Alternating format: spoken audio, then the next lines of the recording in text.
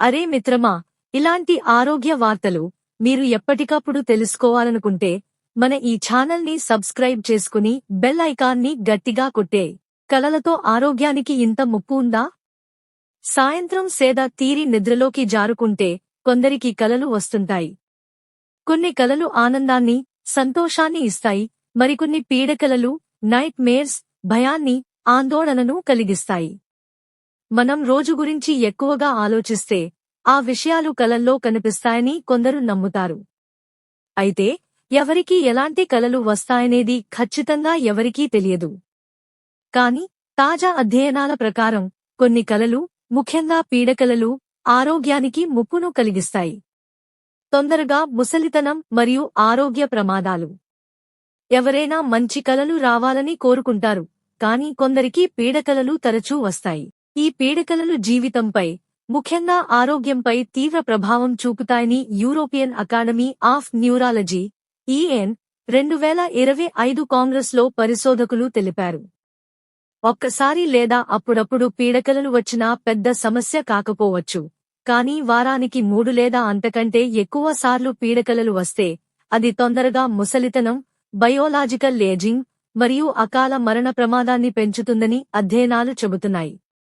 లండన్లోని imperial college మరియు UK dementia research ఇన్స్టిట్యూట్లో డాక్టర్ అబిదేమి ఒటైకు నేతృత్వంలో జరిగిన అధ్యయనం 8 నుంచి 10 వరకు ఏళ్ల వయసుగల 2429 పిల్లలు మరియు 26 నుంచి 86 వరకు ఏళ్ల వయసుగల 1,83,012 మంది పెద్దలపై నిర్వహించబడింది.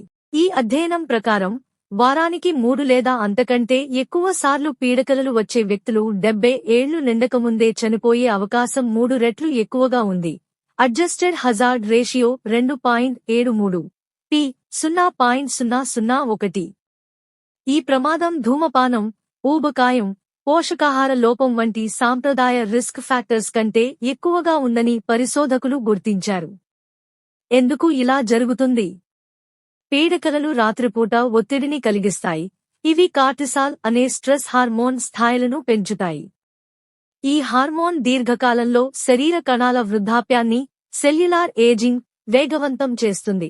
అలాగే పీడకలల వల్ల నిద్రలో అంతరాయం కలుగుతుంది. ఇది శరీరం రాత్రిపూట నిర్వహించే సెల్యులార్ రిపేర్ మరియు రీస్టోరేషన్ ప్రక్రియలను దెబ్బతీస్తుంది.